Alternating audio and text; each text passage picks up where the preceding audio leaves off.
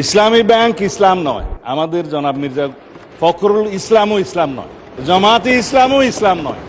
তিনি যে সমস্ত অভিযোগ আনলেন যে কোনো একটা দলের দিকে ইঙ্গিত করে একেবারে নাম বলে দিলেই পারতেন জামাতে ইসলাম। বেপরদা হওয়া, বেনেকাব হওয়া কোনো কোনো ক্ষেত্রে খারাপ, তবে এই ক্ষেত্রে ভালো হয়েছে। তিনি বলছেন যে মাঝে মাঝে নেকাব খুলা ভালো, এটাও খুলে দিতে, এখানে নেকাব রাখলেন কেন? I am taking absolute challenge.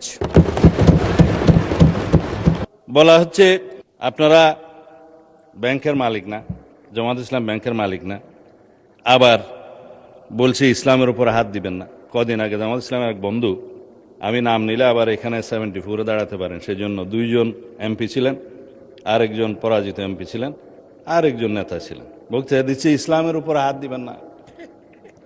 মানে স্পিকার, ইসলামী ব্যাংক ইসলাম নয়, আমাদের জনাব মির্জা ফখরুল ইসলামও ইসলাম নয়, জামাতে ইসলামও ইসলাম নয়। সুতরাং সবকিছুতে ইসলামের উপরে হাত দিবেন না দোহাই দেওয়া কিন্তু ঠিক নয়। মানে স্পিকার, আমি এবার পয়েন্ট টু পয়েন্ট আসি। এখন একবার যে ব্যাংক আজান দিয়ে তকবীরে লিল্লাহ দিয়ে দখল করা হলো, সেই ব্যাংকের দখলটা বেদখল হয়ে যাবে, এই যাতনা তো আমরা বুঝি। মানে স্পিকার, সুতরাং যারা পর্দার আড়ালে থেকে গ্রাহক বলে রাস্তায় আন্দোলন করছে, ভিডিওটা দেখেন, তাদের রাজনৈতিক পরিচয়। আমাদের মধ্যে অনেকে তো গ্রাহক আছে, গ্রাহককে বলে দেওয়া হচ্ছে বলেন বলেন আপনার অ্যাকাউন্ট আছে, বলে যে আচ্ছা ঠিক আছে, কত, কয় 2-3 লাখ টাকা আছে, পিছন থেকে খোঁচা দিয়ে বলছে বলেন 7-8 লাখ টাকা আছে, বলেছে। এটা রেকর্ড ভিডিও। তারা গ্রাহক হচ্ছে সেই রকম গ্রাহক। তা এখন পর্দার আড়াল থেকে নেমে পড়েছেন, এটা ভালো। বেপরদা হওয়া, বেনেকাব হওয়া কোনো কোনো ক্ষেত্রে খারাপ, তবে এই ক্ষেত্রে ভালো হয়েছে যে মানুষ জানতে পেরেছে। এই ব্যাংকটা 1983 সালের নভেম্বরে 3টা শাখা দিয়ে বাংলাদেশে তার কার্যক্রম শুরু করে। ঢাকার লোকাল ব্রাঞ্চ মতিঝিলে, আগ্রাবাদ, চিটাগাং, সিলেট, তালতলা। পর্যায়ক্রমে তাদের সততা, দক্ষতা, আমানতদারি এবং গ্রাহকদের প্রতি তাদের সেবার মান, এগুলার কারণে অনন্য উচ্চতায় এই ব্যাংকটা চলে যায়। তিনি যে সমস্ত অভিযোগ আনলেন যে কোনো একটা দলের দিকে ইঙ্গিত করে একেবারে নাম বলে দিলেই পারতেন জামাতে ইসলামী। তিনি বলছেন যে মাঝে মাঝে নেকাব খুলা ভালো, এটাও খুলে দিতেন, এখানে নেকাব রাখলেন কেন উনি? যে এখান থেকে 700 টাকার একটা কি জানি 700 কোটি টাকার লোন কে নিয়েছে, এইটা কোনো একটা দলের নির্বাচনী ফান্ডে ফান্ডিং করা হয়েছে। আমি এটা পরিষ্কার জানতে চাই, উনি জামাতকে এটার দ্বারা মিন করেছেন কিনা। যদি উনি মিন করে থাকেন, I am taking absolute challenge.